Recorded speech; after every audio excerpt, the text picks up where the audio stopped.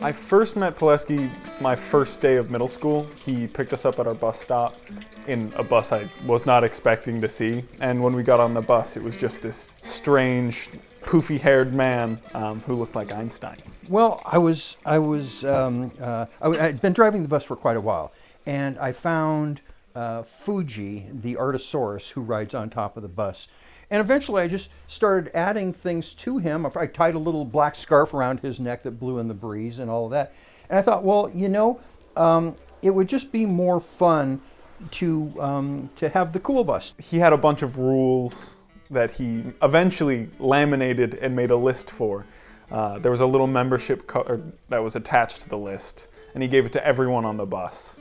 There were a bunch of rules, some crazy stuff like no carnivorous ducks in the first 3 rows. You can't be in the basement of the bus while it's moving. Other than that, it was fine. He had a lot of different like weird things around his bus that I'm 100% certain he made himself. Out to shake a tail in Neptune's hall. And he always had stories to tell, either about playing music, making art. I remember one time he showed us a couple of his pieces.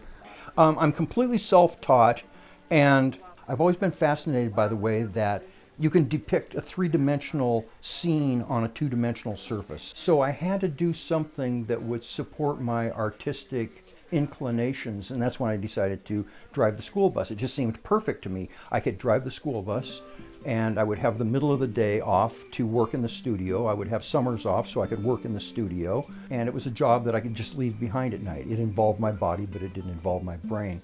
I only paint actually when I'm inspired by the muse. There's something that I need to express, and to try and do that for a living would be to try and force the muse to my needs. And for me, it seemed more worthwhile and legitimate to paint when I'm called upon or inspired by the muse to do so. But then I was, I have a body of work. I mean, I've been selling stuff all along, but I still have a body of work. And I happened to meet Tim and Michelle. Well, obviously I didn't meet Poleski, but I heard of Poleski when Jack was in middle school. Jack was on my bus for 2 years, and I didn't really get to know him all that well until the second year. And for some reason, we started having greater conversations, he and I. And the following year, I was transferred to another school, so I wasn't driving to Hamilton anymore. But the school that I was going to, the first pickup that I had in the morning, where I would wait before I started my route, was right across the street from where Jack caught his bus. And so he saw me over there, sitting there on my bus, and he came over and we would have conversations. But after middle school, even after I had no way of actually talking to him, my dad just bumped into him at the grocery store.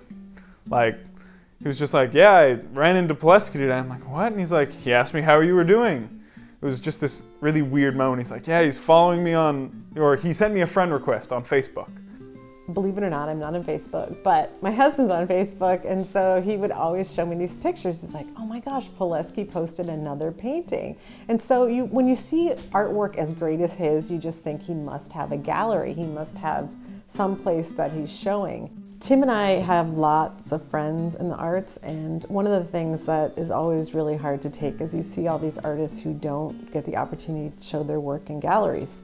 So I walk past this gallery every day, and I've seen a couple of their shows, and I've gotten to know the owners, and I just one day thought, what a great space to show someone's work. So I went in and asked them, and they said, oh, we'd love to have you curate a show. And Michelle approached me and asked me if I would be interested in having a show. And I thought, yeah, I guess so. Let's try and see what happens. So he invited both Tim and I to come over. And of course, he had all this food and wine laid out for us. And we walked into his studio and I could see his beautiful paintings everywhere. That's the first thing I saw, the paintings. And then I saw a postcard on his desk that was like an invitation to a gallery opening. So clearly he had thought about having a gallery opening. He even had picked out the font that he wanted to use, the image that he wanted on the front of it. And so it gave me a little bit of hope that he was really excited about doing this. Yeah, as we looked around the house, I noticed that a lot of his work was hanging on their walls, and it had probably been hanging there for a really long time. So I was really concerned that he wasn't going to fully understand that having a gallery show meant you're probably going to sell some work and you don't get to keep them anymore. So it was, I'd never seen all of his art in one place. I'd only seen a couple pieces. I was really excited to see kind of the things he had done.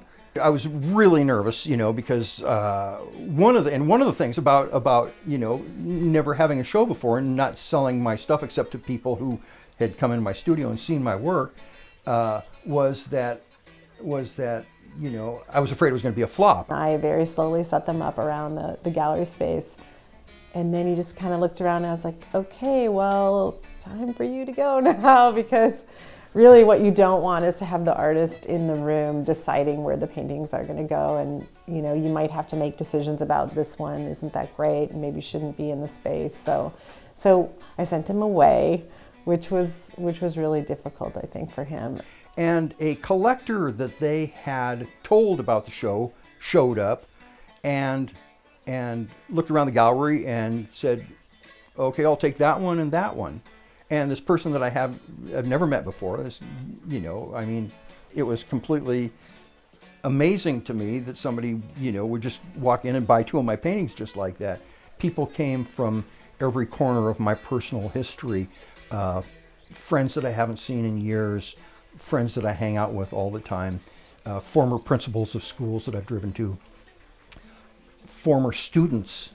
Had a girl come up from San Francisco who used to be a first grader on my bus. So from the time I asked Poleski to do the show to the time we opened the show, I really thought that he was going to paint more paintings. I thought that he would do more work, get excited about it. We gave him plenty of time, but he didn't. And so after he sold almost every painting at the opening, my fear was that that would be it, that he wouldn't paint anymore, that it was such a big success, but that was it, that maybe he was finished painting. I didn't know what it was going to be like to not have those paintings anymore. And as it turns out, I've just since December, I guess, and here it is May, painted 7 new paintings, completely inspired by the fact that my walls are empty.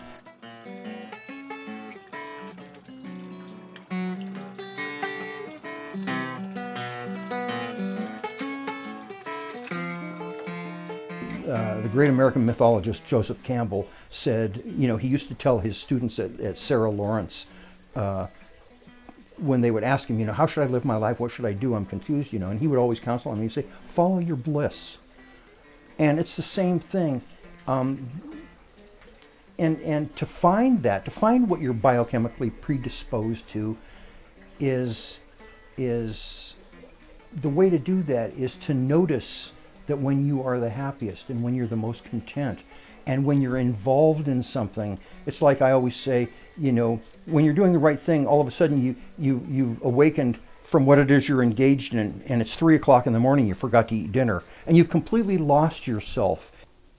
The thing about Poleski is his job may be a bus driver or was a bus driver, but being an artist is definitely who he has been since he was born. The fact that he was making art in obscurity is because he has to make art to survive. And for him, it isn't just painting paintings. It's sculptures, it's music, and I wouldn't be surprised if there's something else that he does that I don't even know about that's creative and artistic. This person is so talented, and it comes from so deep within him that it has to be a part of his everyday life, and so it will always be a part of his journey.